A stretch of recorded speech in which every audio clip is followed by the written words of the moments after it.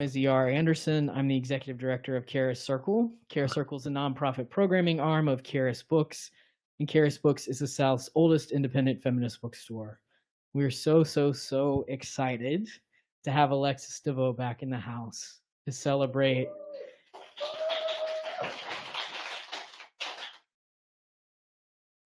Jesusdevil, the Parables, a brilliantly crafted voyage of queer Black possibility. And there is no better person we could think of to be in conversation with Alexis than Ra Malika Imhotep.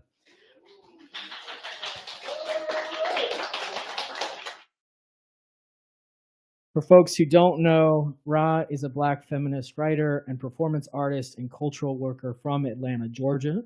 They are a co-convener of a spiritual political education project called the Church of Black Feminist Thought. They're a member of the Black Aesthetic Curatorial Collective and an assistant professor of international African diaspora studies at Spelman College.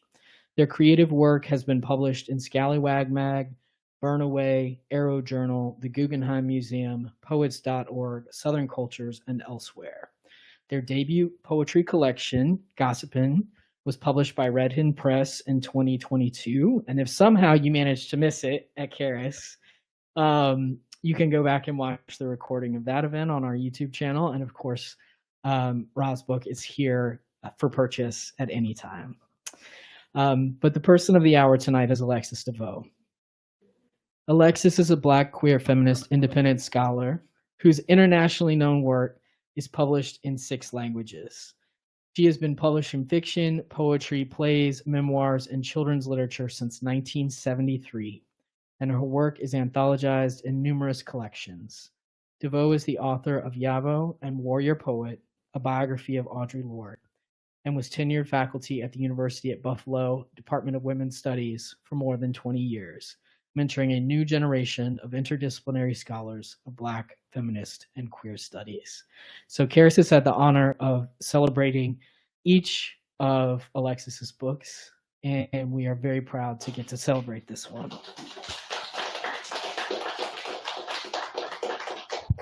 So we want to invite y'all who are physically here with us to ask questions when the conversation begins. We also want to invite our folks who are watching at home. If you want to put questions in the chat, when the time comes, you'll have an opportunity to participate in the conversation too. But right now, I want everybody to kick back, relax into a reading and a conversation, because I know we are so excited to hear your new words. So welcome to you both. Thank you so much for being with us. Before we begin, I just wanted for us to kind of collectively take a moment to ground and send some of this good Black queer feminist love to the ascending spirit of O'Shea Sibley, and also to all our siblings and comrades who are gathering in vigil in response to the heartbreaking murder of one of our kin. So if we could just take a moment, ground however you feel called to, bring your presence, your attention inside your body, and bring to mind O'Shea Sibley, and just send a deep breath.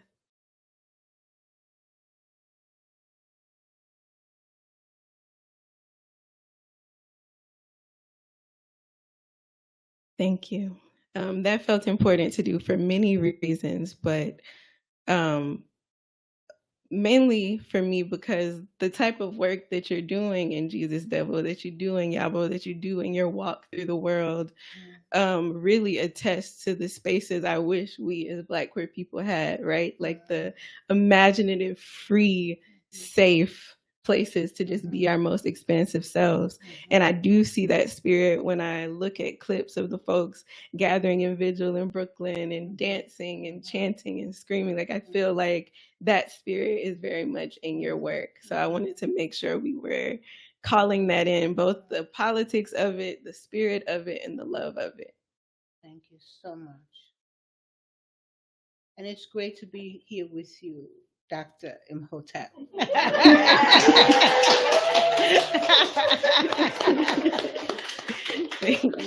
Let's pay homage to the journey that you have been on and what you have had to sustain to come to this moment. because we all know the closer we get to it, the more difficult for it is for us to have it. So it's not an easy journey, and I want to thank you. I want to thank you for making that journey, and thank you for being here with me tonight. Also want to thank Charis Bookstore, which is one of my favorite bookstores. Thank you so much. Thank you for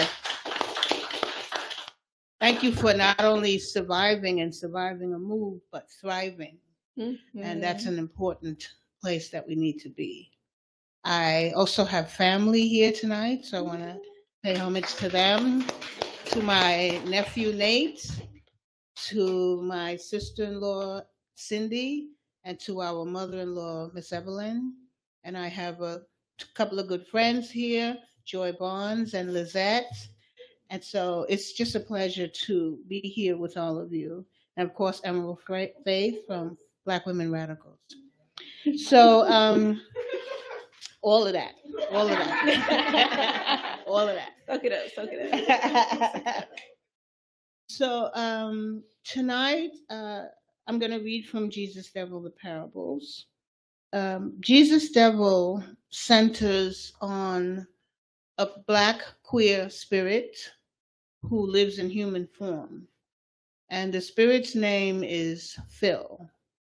And Fhill has 9 experiences, which are essentially the parables, and is then arrested by the question, what does it mean to be Black and human? Given that we recognize in this culture, Black people are not considered human. Although we no longer live in chattel slavery, we are living the afterlife of slavery, as Saidiya Hartman says. So we have to think about how do we reconstruct the notion of human when it is attached to Blackness. So the parable I'm going to read from tonight is called The Lord of Good Pussy.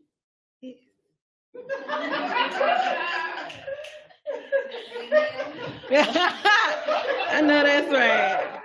One more time. Can I get an amen? I say.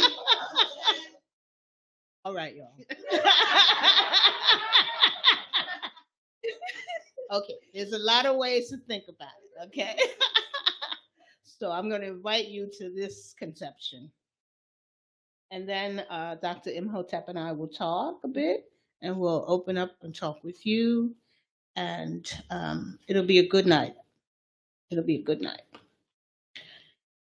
Let me get my glasses on.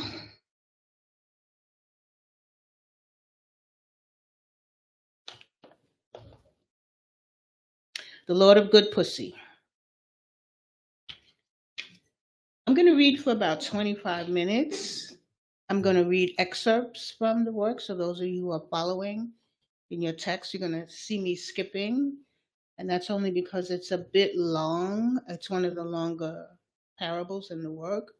So I'm going to jump and then jump into it. 2 days after moving into the neighborhood, Fhill ventured out.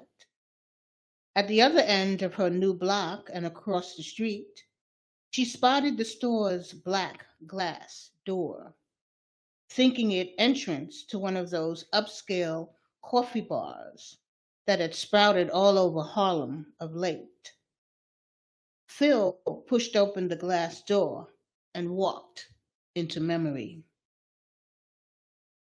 The proprietor, the Lord, looked out unseen from the light-emitting wall. In it, stars and planets, Milky Ways and galaxies constantly shifted within the invisible glue, its dark matter that connected the neighborhoods of space.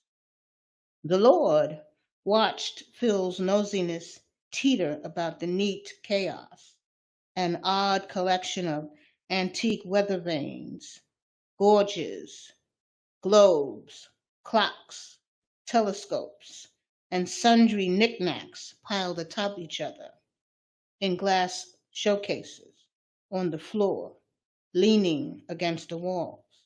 was to Fhill just a humongous mess, overwhelming the small space. As the proprietor stepped out of the wall, Fhill stepped toward the glass case that was the store's counter, gingerly. "Can I help you?" The Lord's voice was a rich, dirty bass that, uncomfortable having been trotted out this early, Fhill felt the thunderclap of it in her own chest. She stared at the cumulus mass of indigo afro encircling the delicate, flawlessly made-up face, and that skin was shades of black painted on top of black. Black came through the light of the black before the black Fhill was looking at. Galactic black. "I'm obviously in the wrong place," Fhill said, then managed a weak smile. "Or you are right where you need to be." The proprietor did not smile. "Oh, I don't think so," Fhill insisted. "Interesting thrift shop, though." The Lord sighed a cool wind that was deliberately loud. People looked, but they did not see. There was nothing about the store, nothing that was even remotely thrift. Hopefully, today wasn't going to be one of those days. It would be better to be cloudy and overcast than too much sun. The owner adjusted a cowl neck of a black form-fitting sheath, then placed manicured blue fingers on each hip of that 6-foot something frame. "We don't do thrift here, honey."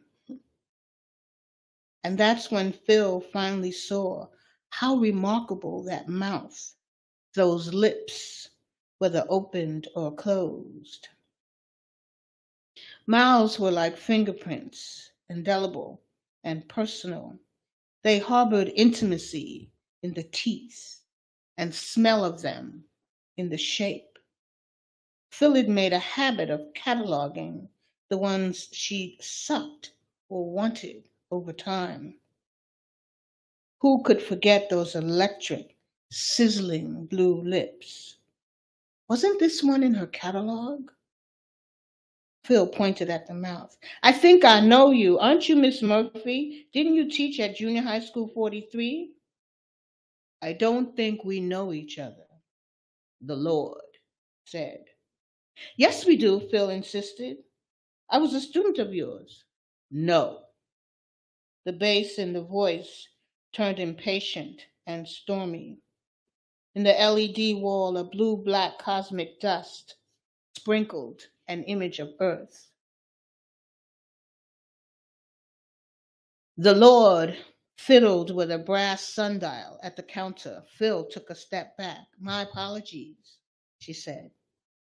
"It's just that there's something about what we call day is really black beyond the sun." The imposing proprietor smiled.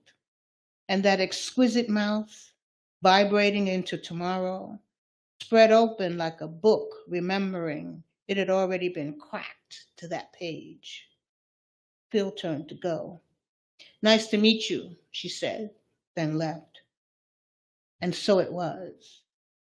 But all that day and the next day and the next, Fhill thought of little else except the Lord and that delicious, seemingly familiar mouth. It arrested her with its turbulence. Where had she seen it before?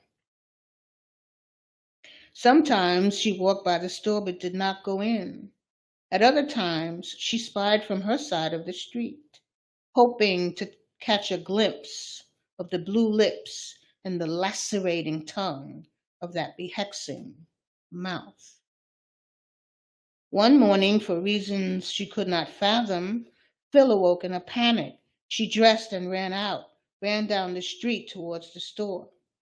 She did not notice how black the day was painted, and though it was not clear what one thing had to do with another, the store with the black glass door was gone. "This is just not possible," Fhill shouted at the empty lot that was, in fact, not empty. Though the human eye is a wondrous tool, a telescope indeed, there are enigmas the human eye is not built to see. And no one she asked, no passerby, seemed perturbed. Some people didn't even remember a store ever being there. After all, if it wasn't a grocery store or a 99-cent store, what good was it? Others said it blinked off and on, like the neon sign it was. So its present absence, the space it filled or left, was of no consequence. It was, as most remembered it, simply traveling in its own jet stream, neither here nor there. Oh, but it was a mystery, this memory thing. What was it really? Was memory just a filing cabinet in the human brain, storing folders, bits of information? Was it a program in a computer performing a wide range of tasks like forget, recall, relive, dream? Was memory a dimension too tiny, too fleeting to detect? Or was memory a possibility that included all possible futures and all possible pasts, including realities with a totally different physics than those in our universe? What was its point boggled the mind. But anyway, back to the story. Fhill loved school. School started in September as always. This particular year, Fhill was more excited than usual. She leapt off the crosstown bus on 125th Street, walked several blocks up Amsterdam Avenue, and marveled once again at the 4-story building that was Junior High School 43.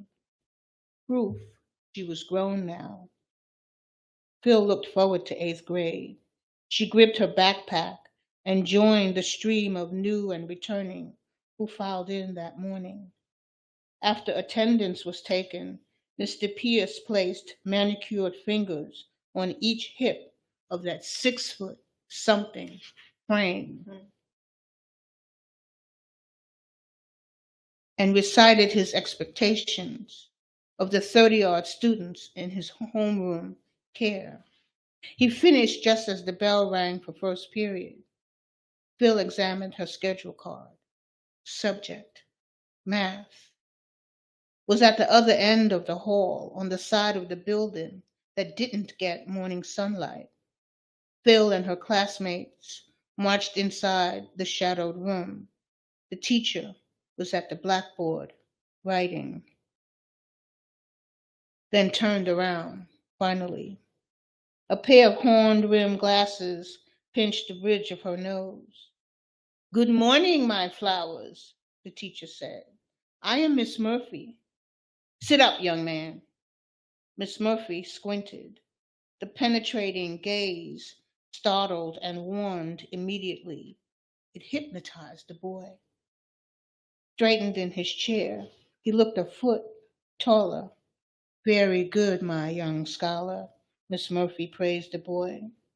"You are here to learn," she told the entire class. And what is learning if not the state of seeding and blossoming? Fhill took note of Miss Murphy's flame blue painted lips, how blackety black her skin was, how shiny her afro, how short she was, how plain. She might be mean. Miss Murphy pointed at the equations on the blackboard. "These are stories, which, my flowers," she said, "you will learn to read.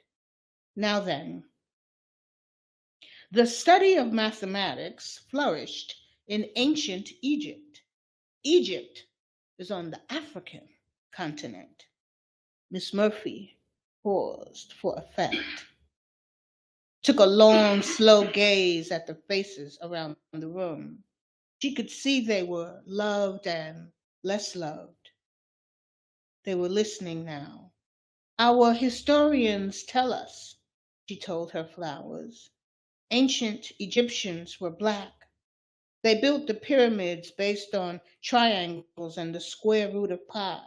She said, you Black. Never forget that. Every day there was a new story on the blackboard. Today's story, Miss Murphy said one morning, is the story of a perfect number. Then she picked up a fresh stick of chalk to draw a big white 6 on her spotless blackboard. She waited, sucking on her sizable black lips. She knew it was too early in the morning for this. She herself longed to be someplace else, arrested by an unbearable anticipation. Look at them, she thought. They are barely awake. The one first seat last row stared out the window. Of course, out there was more exciting. Yes, but this was advanced math. And in here, they had a right to these stories, even if the stories wouldn't buy them a loaf of bread. The students wrote down in their notebooks what was on the blackboard. That day, they could all say they knew the number 6, but they did not know perfect. In their world, even smart kids like them knew eat or be eaten. Miss Murphy regaled her students with her math stories morning after morning. And just when the students had begun to understand the triangle stories, there was a whole new story. A squared plus B squared equals C squared. Pythagoras' theorem. By this time, though, Fhill had become fascinated with Miss Murphy, who believed, she told her students, that curiosity begat discipline, that the classroom, her classroom, was not a playground. So she pushed them to understand not all mysteries are unfathomable. She told them they were each beautiful in their own way, a story greater than the sum of their exquisite Black hearts. The students were flattered, but they thought Miss Murphy was a little crazy. She mesmerized them with that mouth. But neither the students nor any of the other teachers knew much about Wadelin Murphy. By the gossip's reckoning, why was a woman her age still single? To them, she acted as if she was better than her own kind, preferred from the looks of it the company of that mousy Italian woman, Giovanna Capizzana, the science teacher. What could those two have in common? The gossipers thought small because their imaginations were small.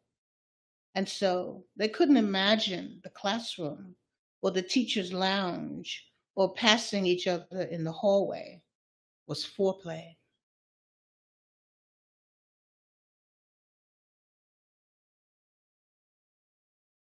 Oh, but what about Fhill, you say?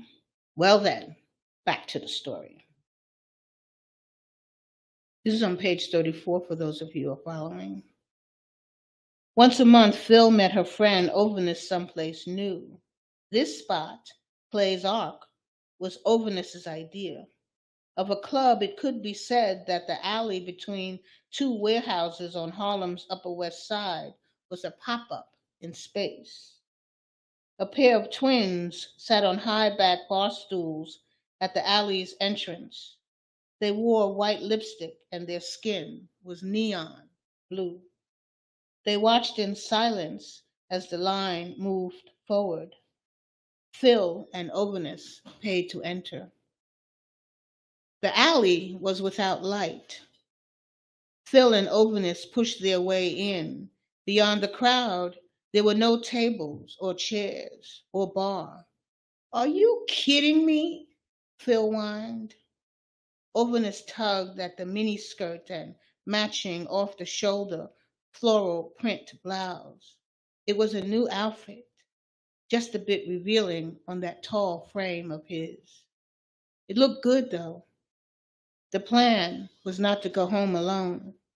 Whenever the topic came up among friends, Ovinus always avoided what the truth was. Never been hungered for, never had mouth sucked, never taken with greedy abandon. What was life without pussy? Think of it as an adventure, Ovinus said to Fhill. You never know who's going to be on stage here. Let's get closer. Clutching Phil's hand, Ovinus slinked through the throng of patrons buzzing near the stage, just above their heads. A barely audible giggle crackled in the dark, the sound of it surprised. Fhill looked around for its source and soon realized the giggle came from the sky. Like a meteor, the closer it traveled to Earth, the bigger, louder, more unpredictable it became. Until when the racket engulfed the alley, the night itself was laughing hysterically. All at once, a great dust swarmed over the stage. It turned blue-green, then it turned a human shape, and right before the audience's eyes, the Everall opened its magnificent, vibrating lips and swallowed the night's hysterical giggling. Fhill stared at the stage in disbelief. There was the store's proprietor, with that massive cloud of indigo afro, that skin, black on black through the light of the black before, that flawless, made-up black. Hello, Earthling. The audience roared and clapped, and the store proprietor continued. I am the Lord of good pussy, a worker of magicals, of wondrous miracles, miraculous wonders, and marvelific marvel. Among my own kind, I'm known as a thaumaturg. So tonight I bring you messages from the celestial Carl Sagan. The Lord's arms embrace the sky, who shares with us, and I quote, our planet is a lonely speck in the great enveloping dark. At this, the alley, the surrounding streets, the sky above, encased the crowd in a cold, unknown blackness. Fhill could not see her hand in front of her. Ovinus grabbed for the boy to feel steady. The Lord's voice bassed even more in the dark. The nitrogen in our DNA, the Lord boomed. The calcium in our teeth, the iron in our blood were made of the interiors of collapsing stars.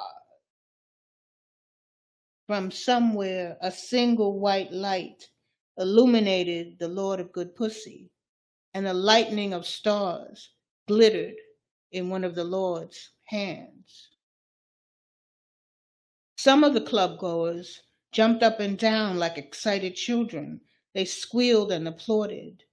When the Lord squatted and the thunder of planets swam from the Lord's pussy, they oohed and ahed. Then the Lord said to them, if you wish to make an apple pie from scratch, you must first create the universe. So saith Carl Sagan, space messenger. So saith I. Fhill trained her eye on the Lord's metamorphic mouth. Were those lips or labia? Was that tongue or clit? Or was this one of the Lord's miraculous, marvelific magicals? The Lord's gaze swept like a beam over the crowd. Its laser accuracy picked Fhill out. We live in a vast knowledge of systems of desire, the Lord said. Somewhere, something incredible is waiting to be known. Now the Lord of Good Pussy bent slow and low and into Phil's face. Those sizzling blue lips vibrated a breath away from hers. And just then, the Lord's face became a balloon. It resembled the planet. Then the Lord whispered, "The vastness is bearable only through love." Well, at that, Ovinus broke down and sobbed. Tears bayoued down Ovinus's face. They drew a wetland through Ovinus's smoky eyeliner and foundation, till the streaky mess pooled at Ovinus's throat.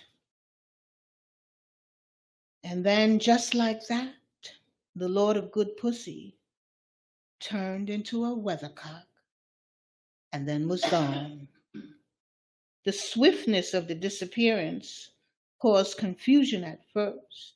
No one knew if the performance was really over, so no one clapped or moved or said a word. As they all stared into the tenderness of cosmic poetry the Lord had made of this thing called night. In time, the spell was broken, and the club-goers began to move about and talk among themselves. Some, like Ovinus, had burst into tears, as this joy had been overwhelming. Its human beauty simply hurt. Others wondered if beauty was a human claim only, to which a faction replied, evolution was an accident, and save for accident, human might never have come to be. This, they argued, made human life even more precious. An even smaller faction agreed with the twins at the entrance, who loudly proclaimed, "The Lord of Good Pussy came from future, whatever, whenever, and wherever that is. Go home." Later, Phil's silver blue Cadillac convertible slipped through the portal of After Dark. As she drove off, Fhill returned to thoughts of the store proprietor, the Lord of Good Pussy, and that phantasmagoric mouth. Was it Miss Murphy's? It had been so many years ago she'd fantasized kissing that mouth. What had become of the teacher? Too churned up to go home, she let the car drive. At some point, she thought to call Emma, who was good at solving puzzles, but it was late. So Fhill steered her car onto the West Side Highway, out of the city. The longer she drove, the better she could see the light in the dark. Lit tree along the highway upstate, lit sleep trailing the few other drivers, the color of speed.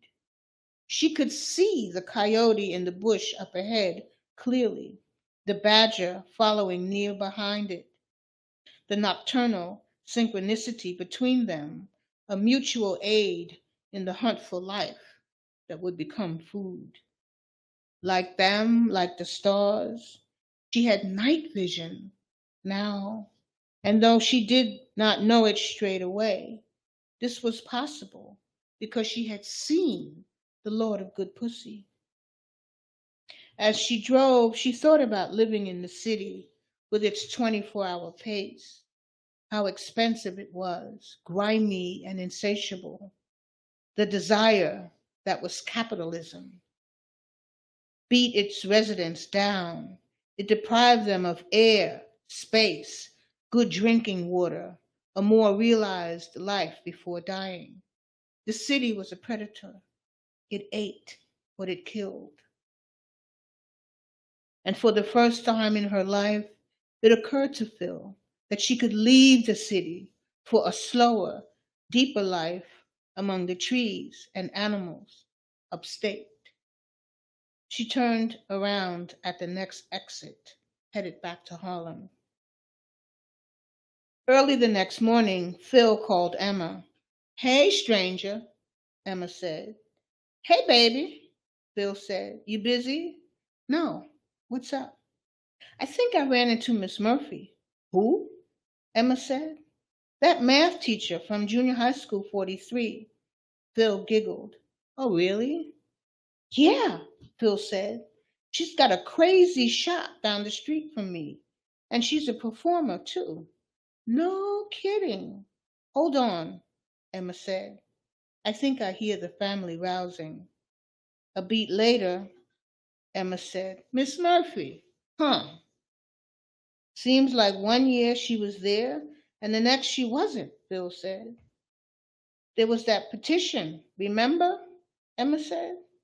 "Some of the other teachers tried to get her fired." "I don't remember that," Fhill said. "For what?" "I don't know. I think it was something about ethical behavior," Emma said. "I do remember senior year when Miss Capizana left. Miss Murphy told us she was leaving to start her own school." "Did she?" "Don't know." "Don't you remember me telling you all this?" "She was my favorite teacher," Fhill said. "What?" "She wasn't your teacher," Emma said. "She was mine." "Yes, she was. I had Miss Murphy first period," Fhill insisted. "She made me love math." "No, you didn't," Emma said. "You were in Mr. Adams' math class next door. I used to talk to you about Miss Murphy at lunch.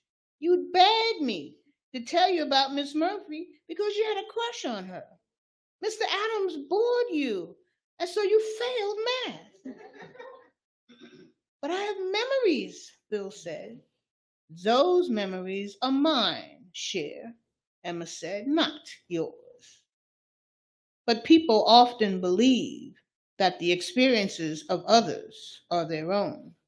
"Girl, I can't believe this," Fhill said. "It's all about the brain. The brain has a dynamic, creative ability," Emma said, "to not only call up a memory, but to revise it as a response to new circumstances." "No way," Fhill sounded undone. "It's called revision," Emma said. "We revise the stories of our lives over and over in order to arrive at a stable narrative." Imagine that. "I'm not sure this is helpful," Fhill said. "Okay." Emma let the moment go. "But don't stay away so long. Your goddaughter needs to see you." Fhill kept the phone to her ear long after the call was over. She'd always thought memory was about storage, but according to Emma, memory was a more complex puzzle. It was something that was ever evolving, like the self. Memory was flexible. The sudden urge for a good cup of coffee drove Fhill out of her apartment. On the street, she glanced down the block. A neon sign blinked on and off. Thank you.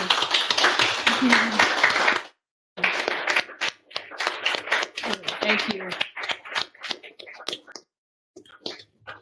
Thank you so much. Wow. That's one of the long ones. Wow. I appreciate your patience with it too.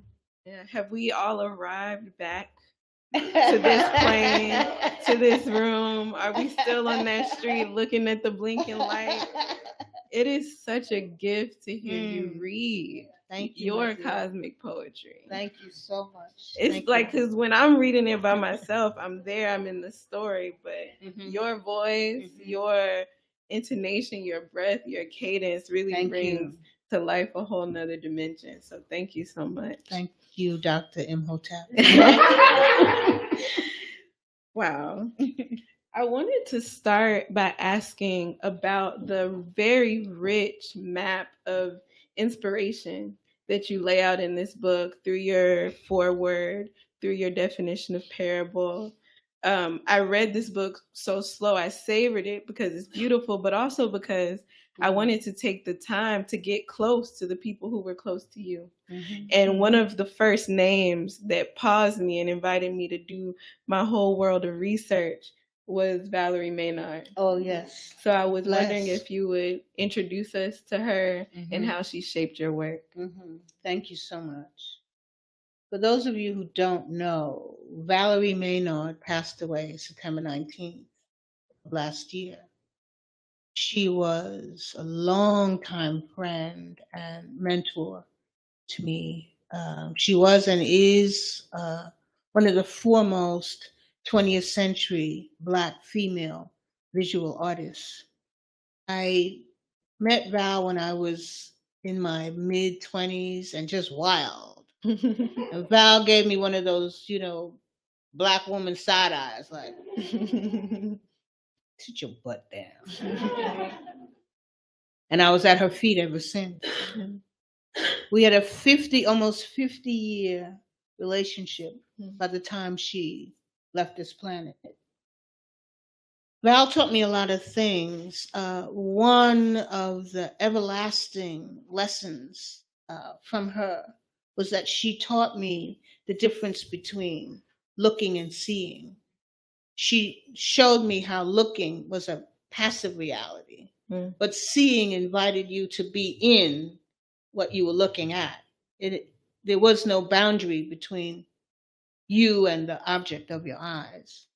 And I think because she was and is a visual artist, she had that, that magic, that perspective.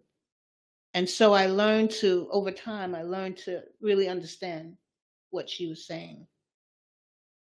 Another lesson that Val left me with, and I think I mentioned this in the book, at one point when I was working on the Audre Lorde biography, and I was just frustrated with it, just wasn't coming, and I was like, I mean, what I got to do? And so, as I called Val, and I was just complaining and going on. And in her wise and wonderful and patient way that she was always with me and always loved me, she said, it's all in the reveal. You cannot write what hasn't been revealed. And she shared with me her own creative process, because as a sculptor, as a printmaker, as someone who worked in wood and stone, she would just buy or acquire a piece of wood or stone, and it would just sit in her studio, and she would wait until the spirit in the work revealed itself to her. Then she would go about the business of chipping away the access to reveal the spirit. So she let me know that revelation and listening were the tools that I would have to use as my own art evolved and matured. And I think with this particular work, probably more so than any of the other books that I've done, and I think I've done like 7 or 8 by now. With this book, it was really about listening, really about not so much writing, but listening to what was being said to me, what was coming to me from what I call another realm or the spiritual. And so part of one of the claims I make in the work is that this is not about characters the way we think about fiction. This is about spirits who came pretty much fully formed, and Fhill was the first. Fhill showed up and Fhill was like, yo, this is how this is going to go down. And pretty much everybody else, every other spirit that came, they came with their own name. Those are not words that I necessarily knew. They came with their own name or their own traditions, and they had their own story.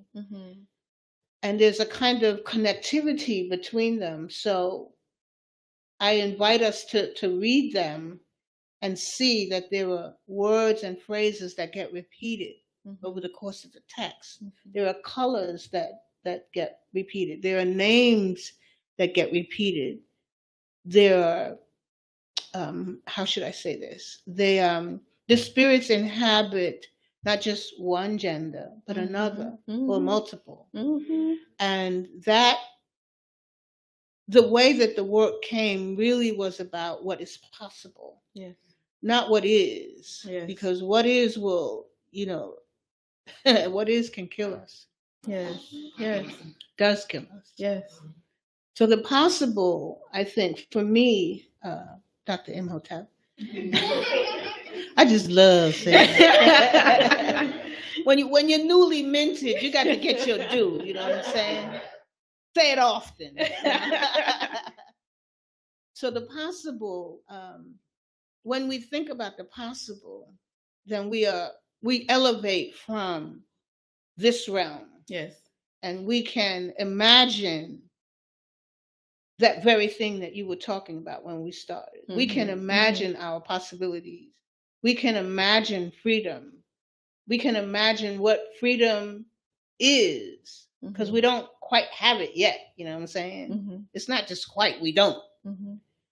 I like to say that freedom is something that has been legislated in this country.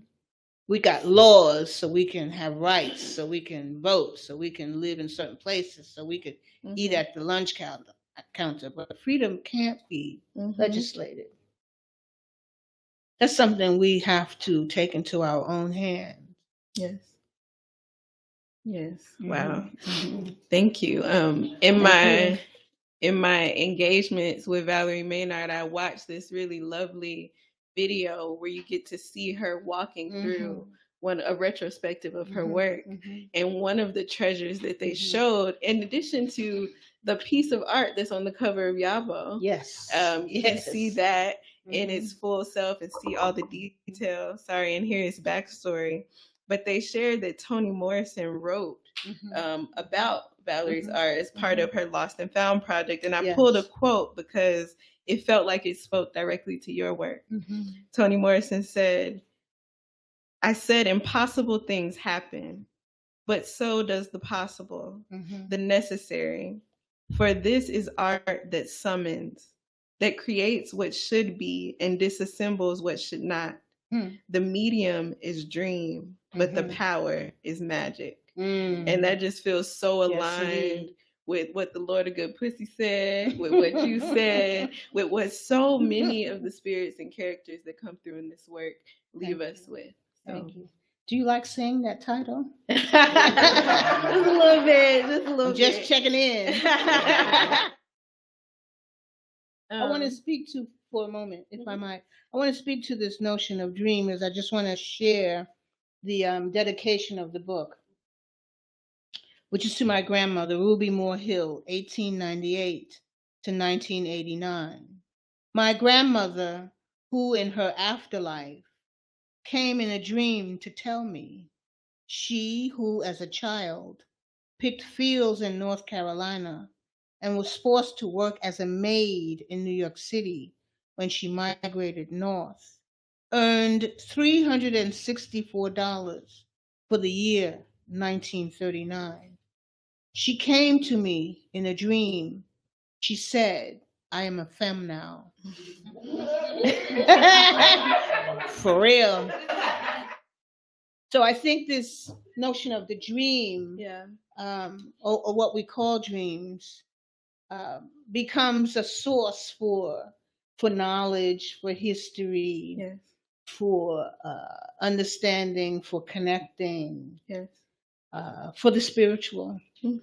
But sometimes we don't connect it like that. Right. Sometimes we just say, "Oh, I had a dream," or "Oh, I can't remember my dreams." But we would do well to focus on what we call sleep. No, absolutely. Another being in this text that I found myself drawn to and in need of is Preach Queen, aka Professor Nugent Baldwin Bean, 3 generations Mhm, of mhm, Black gay genius, all in that name. mhm, And similar to the Lord, Preach Queen gives us a sermon, a word from the place of the stage. And he cites Barbara Christian, who I would love to hear like what she means to you. He says something that I just was like, child, sometimes books are just written to say something to you. He Well, I'm says glad of that. on page 90, because remember, this is Preach Queen in the club, but Professor Bean by day. He says, in the university's whiteness, where he was the tenured Professor Bean and specialized in Black geographies, he was the invisible man. But here, in loved, he exercised his skills in the service of his people. That PhD was only a tool to a life without lack. It was freedom for himself and for all those who looked like, talked like, thought, and fucked like him outside a box. And that's just a small bit of what Preach Queen comes to say. So can you tell us about Preach Queen? Can you tell us about, I guess, part of what I'm curious about is in your own journey as a Black queer feminist culture worker who has a PhD, who has had academic employment. Like, I feel like so much comes through in this character of Preach Queen. So I would just love to hear. Yeah, I was kind of thrilled when Preach Queen showed up. I was because Preach Queen showed up fabulous. You know, and more than queen, just fabulous. And I was amazed. Now, people who read the book and read through the parable have said, "Oh, that's you." I'm like, "Oh, no, it ain't." Yeah. No, it ain't. I am fabulous, but that's not me. But I wanted to, not just that I wanted to, I think Preach Queen wanted to really articulate as spirit some things about what we call masculinity, some things about what we call femininity, some things about what we call the classroom. Preach Queen gives that lecture at the neighborhood bar, the Fabulous, and that's really his classroom. And he loves that community space, Sequoia Bar. He loves that way more than his job from the campus. And so I think that Preach Queen comes to really disturb Dr. Imhotep. It comes to really disturb the space of the university. Yes. And what we call teaching and learning, education. Yes. And who has a right to that? He's preaching at a bar. You know what I'm saying? Where people are drinking and flirting, and there's seemingly nothing about this space that's intellectual or academic. But this is Preach Queen, and he says, at the end of his lecture, he knows that he's been seen and he's been loved, and he twirls about and he throws kisses, and he knows that he's been accepted. These are his students. And he can do more in this bar for them, for his community, than he could do for the whiteness that's on the campus where he gets paid. So I think just troubling and he does this whole thing around what is theory. Yes. And how Black people are always making theory. And we seem to just locate theory in the university. And he says, we do theory. This is what he gets from Barbara Christian, who was a Black feminist theorist who passed away, I think, in the 1990s. Or like early 2000. Early 2000. I think I met Barbara Christian twice, and once at a conference. And she said to me, "You know what your problem is?" I was like, "What?" She said, "You don't get taught." She said, "People aren't teaching you That's why they don't know what you're doing. Mm-hmm. And I was like, what do I got to do? You don't get taught. And that never left me. Mm. You need to be taught. Mm. You need to find you some young scholars Mm-hmm. and throw your work up on them Mm-hmm. because they're out there teaching. Mm-hmm.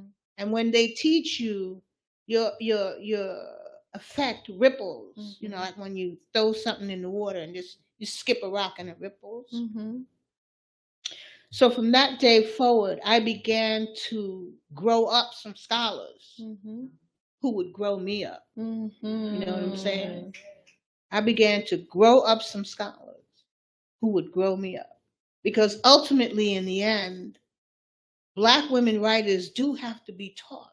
Mm-hmm. And we have to be taught in ways that recognize that we do theory, Yes. whether it's poetry, Yes. or what we call fiction, or what I call afiction, or autobiography or biography.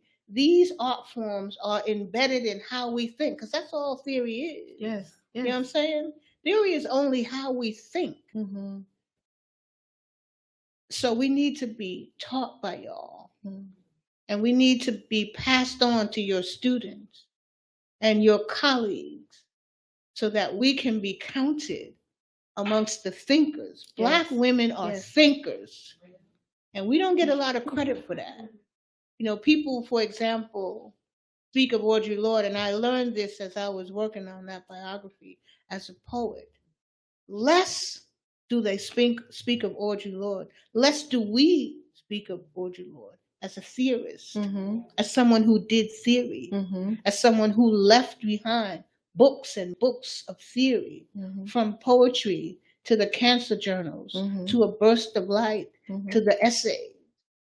This is all the work of somebody who's thinking about our world. Mm-hmm.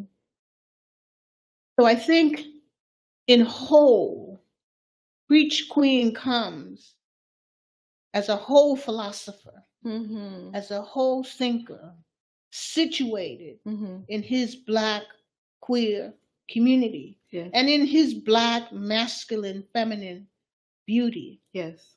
Mm-hmm. Yes, I think part of why this spirit resonates so much with me is because like the possibilities that he embodies are so much that kind of like revitalizing and carrying forward the lessons of the Black feminists of the 1980s, Mm-hmm. who were writing in, like, they were writing towards things that we think we show up to now new. Like they were writing Mm-hmm. against gender. They were writing Mm-hmm. towards what I might consider non-binary in this way, but they were writing towards those edges. And if only we would, like you're saying, bring them forward, look at it with new eyes, give them to the eyes of our students, just to reveal how much ground has already been shifted. That's right. And broken and That's open. right. So I'm grateful that we said that on record and people can watch it and adopt. And again, I just feel so like seen and anticipated and validated by the work that you do, period, in general, across the ways that you've shown up in the world and by the way that these spirits have manifest. Thank you. In this work. There are Black people in the future.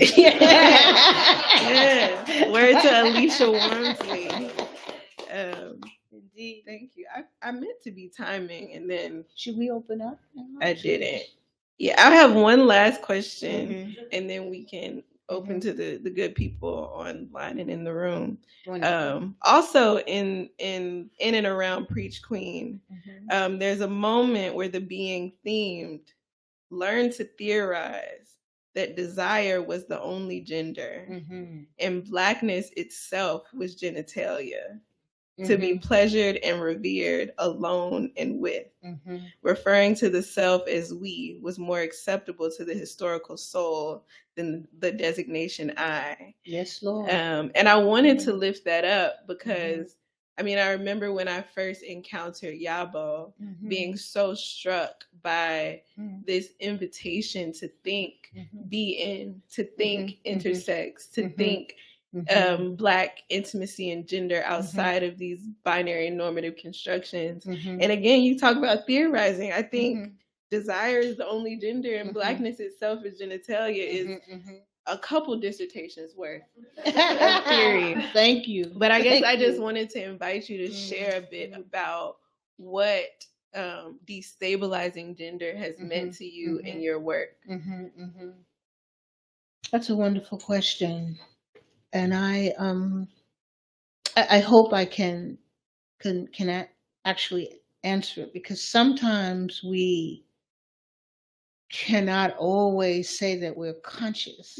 You know, sometimes we have to admit that the thing that we're actually talking about operates on a different plane or a different realm or in another reality for us.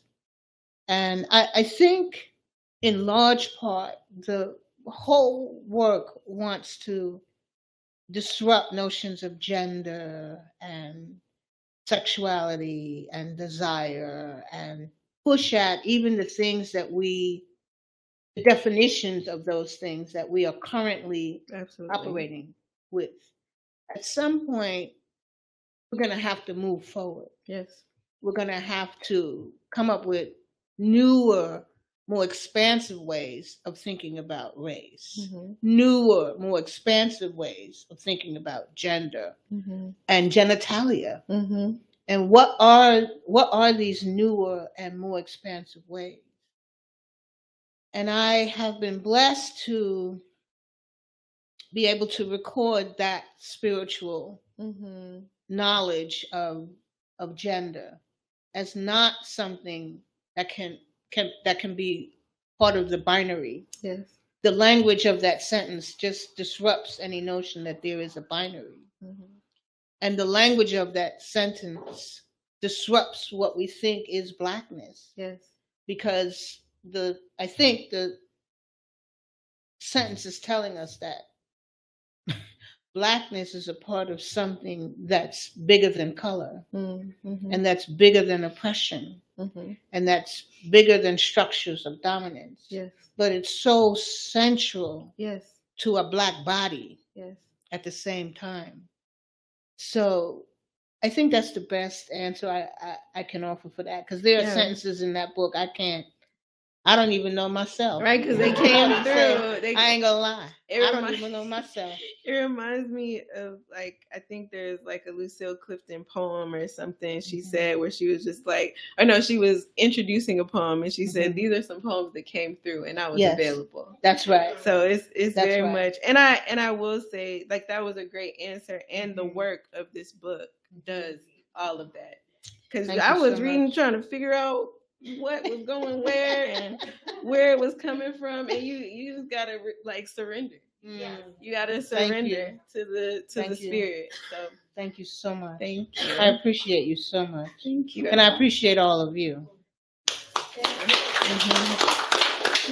We have time for a couple of questions or comments. And I'm gonna bring the mic, even if you think you have a loud voice. It's for accessibility for our folks watching at home. So. Anybody have a question? I thought that was your hand that went up. The testifying hand.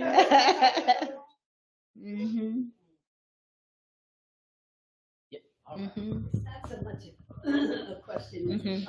I was fortunate to be in the room last night as well. Thank you. When you appeared at For Keeps bookstore. Yes, ma'am. And you mentioned that we, as readers, should not so much read as have a partner or someone else read with us. Absolutely. Almost as if you're on stage and characters and just read back and forth. To get not only more intimate into it, but to have a further understanding of it. And one more comment I wanted to make about the bars, as you was talking about it. Bars are places of learning. Absolutely. Absolutely. When we think, and I've been to a couple of bars in my life. I know you have, Miss Bond. I know you have, Miss Bond. I'm a witness. Yeah, and I really, it comes to me, yes, everything I've learned in the bars, what attracts us into the bar. But that's all I want to say. Yeah. I appreciate you. I appreciate you raising both of those points about how I might encourage us to read Jesusdevil, the parables, in community with other people. Read to someone and let them read to you so that you get to both speak the words and can hear the words and talk about the words. Yeah. Again, I think this work, more than other works that I've done, have required of me new strategies, and I think the work requires of us who are reading it new strategies. And we tend to be told, from the time we're kids, you learn to read to yourself. Yeah. But in actuality, reading to and with others has a particular kind of joy. Yes. And it creates a particular kind of way of understanding. So I do want to encourage that. And thank you, Joy. And I also think that the work is encouraging us to think about community sites where learning does take place. Bars being one of them, barbershops being another, the grocery store, the church, the bookstore, places that are not considered mainstreamed as sites of learning. Baby, you teach. This is my sister-in-law here, Cindy, who is a fine school teacher. I would imagine you were thinking about Miss Murphy. Yes. Yeah. So I think the work does encourage us to see our communities as spaces of thought, as spaces of learning. And so that we have a counter narrative to this idea that we're bereft, that we are just impoverished. We are impoverished, but we're not bereft. We do deal with poverty on the daily, food insecurity, etc. At the same time, or simultaneous to those realities, we have these other realities in which we thrive. And we have to articulate those realities and bring those realities forth on the daily, because there's so much aligned against us out there. Yes. Seriously, so much is aligned against us. And if you're not feeling it, it's because you're not aware. Okay. But that don't mean it's not happening. There's so much aligned against us. I had the mistake of watching MSNBC today. It was a mistake. Because it took minutes from my life that I can't get back. Yeah. And for what? Yeah. I'm not saying that I'm unaware, because I'm not. But I have to remember who to give these minutes to. Yes. And when. Yes. Ooh. Good evening. Good evening, Miss Lizette. The beautiful Alexis. Thank you, sweetheart. How are you doing? I'm doing well. How are you? I'm great, baby. Thinking about our children's selves and joy and entering the world of reading when we're younger and meeting our imaginations in its formative state. While we were writing and convening with spirits, the ones that made themselves available to you, did you happen to meet any of your younger selves?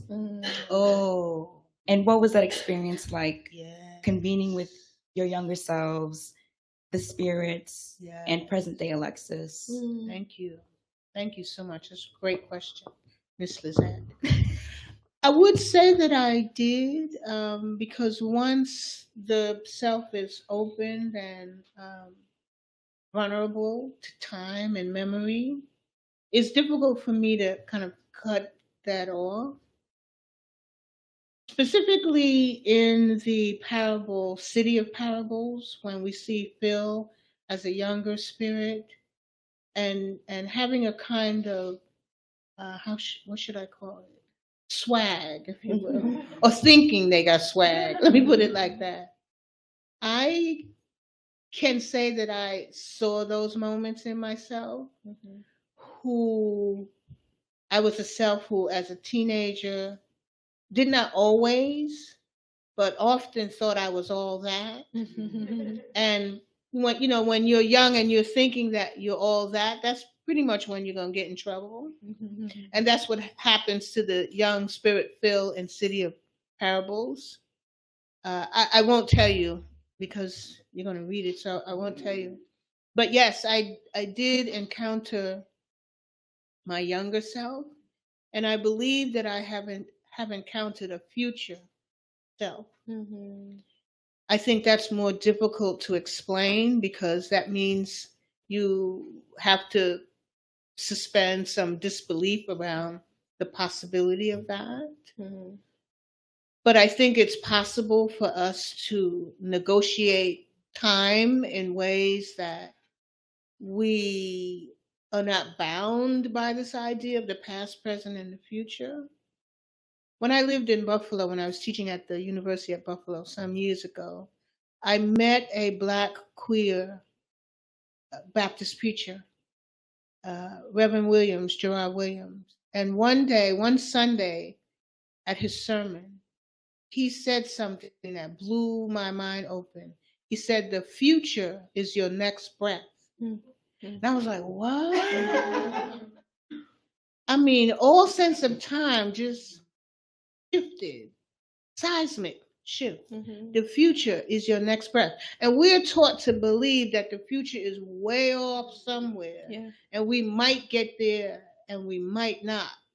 But just imagine that the future is your next breath, your next inhale, you're already in your future. So I think that there are ways that we can speak of time and think of time and be in time that are nonlinear, that invite us both into the child self, the present self, the future self, all at once. And I invite us to think about time in more, what Valerie Maynard would say, more round ways. By the way, the cover of Yabo, I'm glad you mentioned that, which is a work by Valerie Maynard, is called Get Me Another Heart. This one's been broken many times. And Valerie, as we were told, died of heart failure.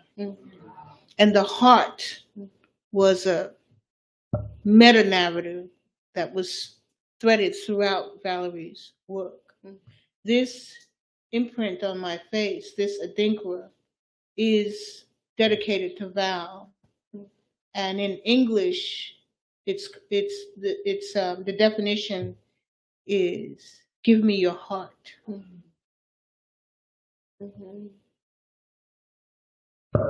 Thank you. Thank you. Are we good? We got one more? Two more. We got two more. Okay. Yes, dear. Just thank you so much. The Thank you. creative neural pathways that are opening. I'm just so excited to engage this text and to just write when I get home. But I had a Thank question you. about, it just seems like I just feel that this is such an intimate process for you. And speaking of writing in community and asking us to have these reflexive processes with our community, what does your writing process and your aftercare process look like, considering the intimacy of your work? Thank you so much for that. I was talking about this a bit last night. First of all, I write by hand. I am an avid collector of fountain pens, and I love black ink. I love to see the ink on my hand, in my fingers, at the end of my writing time, however long that is. I use black and white, those black and white composition notebooks. That's how I write. So for me, writing is a body experience, and that sense of seeing the words in my own handwriting is orgasmic. Quite frankly. I don't use a computer unless I feel like the work is finished, and then I'm making it into a manuscript that I'm then going to give to an editor or publisher to read. Otherwise, my notebooks contain the thing that has been written and the notes related to I often work with two books. one that I'm writing in, and I write in the composition book backwards because I'm left-handed and the seam, the binder gets in my way if I write that way. Yeah, Mama. I know. We the right ones. We the right ones.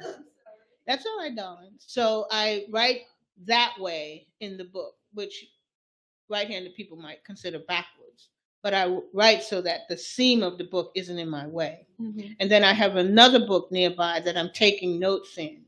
Something is happening, or I need to look this thing up or that thing, or I'm going to write this over here because I need to put it back in there later, or it's going to be forward, but it's not where I am right now. So I'm working in at least 2 books all the time. I'm a foodie, so food is part of what you call aftercare. For me, it's like before care, during care, aftercare. I love food. And I love my wine. I'm not going to lie. I love my wine. I love a good wine or a good vodka. So there are ways in which I try to pleasure my body that don't have to do with someone else. But I also like to be pleasured by someone else. And I think that is also part of my aesthetic, my erotics, to understand writing as a physical reality and as something that my body enjoys and requires. And now that I have been writing for so long and publishing for so long, for the better part of 50 years, it is in me. It's not, you know what I'm saying? It's not something that's outside of me. Yeah. And I'm deeply, knock on wood, I'm deeply blessed to have this kind of longevity in this life with an art form that is increasingly at risk in a society that's more and more capitalist. This whole thing with the AI, and I'm not a, what do you call it, Luddite? But this whole thing with the AI and how handwriting probably won't be taught anymore to young people. You're a teacher, baby, you know. Yeah, I hear that. They don't teach it now. So we will, or many of you will live in a world where these technologies won't have the meaning that they have today. So I'm really honored, actually, to still be using these technologies that our ancestors were killed for using, because there was a time, we know it was a crime for us to read and write, and they killed us for these skills. So I'm just living through the history and trying to pass it on to y'all. If only it's going to be a memory, but just pass it on. And it also, too, Toni Morrison wrote by hand.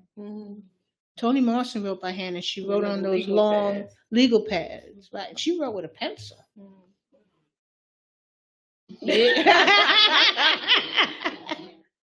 We have one last question. Yes. So my Thank question is basically an extension of that. I'm really curious about revision, specifically when you're saying that this work is coming from such a like spiritual, sacred place. How do you go about revising that? And also, like when working with editors and you're receiving notes, like how are you navigating what came to you versus like the external politics of publishing? Yeah, that's very good. Thank you very much. I don't really, and again, it was with this work in particular, I don't really think that I was revising in the conventional sense. I think what happened for me is that I would hear something and then write that down. And maybe the next day, or a couple of days later, I would hear it differently, the same thing differently or expanded. Like maybe there were words there that hadn't come through the first time, or a sentence that it was just wrong and I'd gotten it wrong and I saw that it was wrong because I heard it as wrong. I often read out loud to myself too, like I'll read out loud what I just transcribed, if you will.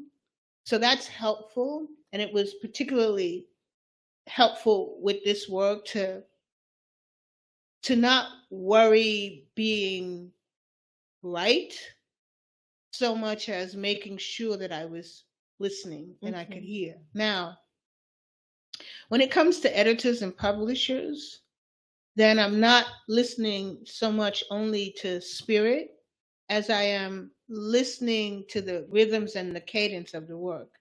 And I have fortunately had such a long enough career that I can say to white publishers and white editors, no, that's not what I meant. Yes. This is what I meant.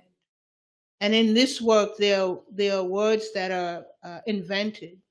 And I did have to treat with, well, what does that mean? Well, there's the footnote. Yeah. That's what it means. Yeah. Well, people won't, yes, they will. Yeah. Because they'll see the footnote. They can read. They'll get it.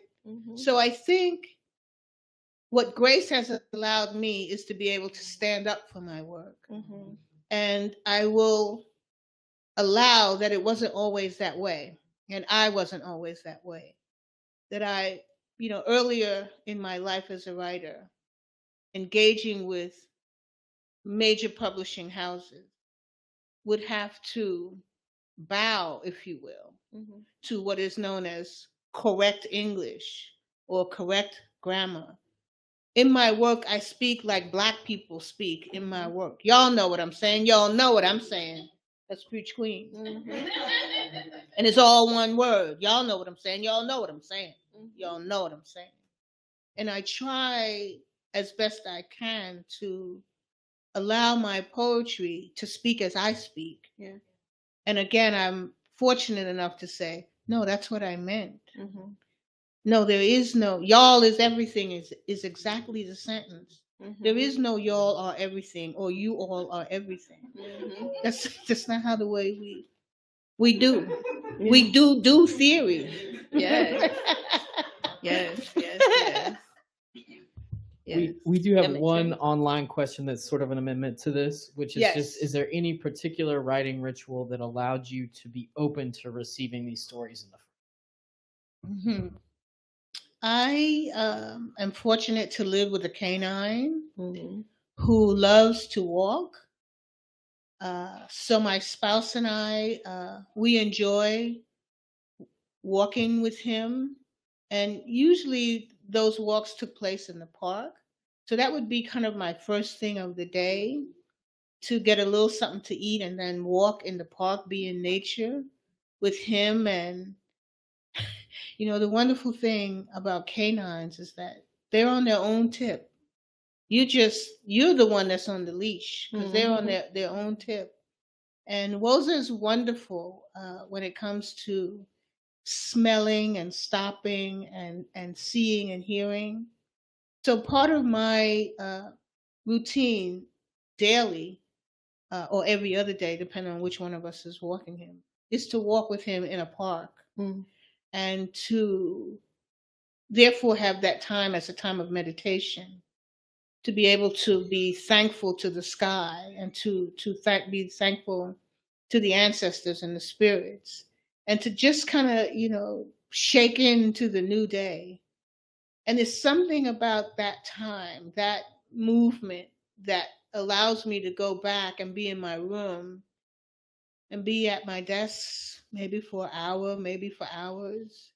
But it's something that I need. I need to have that outside experience with the natural world in order to have that interior experience with the spiritual world. Thank you. Thank you. Thank you. Thank you so much. So much. Thank you to Dr. Ra Malika Imhotep. Absolutely. And thank you to Dr. De Veaux. We you. appreciate you so much. We want to let our folks watching virtually know that you can buy Jesusdevil with just one click right now.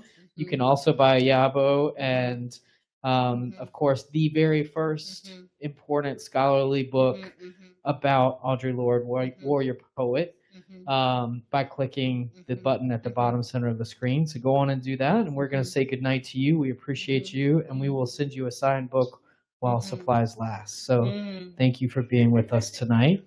And for all of y'all who are physically here with us, you get first dibs. You get a moment to hang out. And so books are available up front. We thank you so much for being here. I feel that.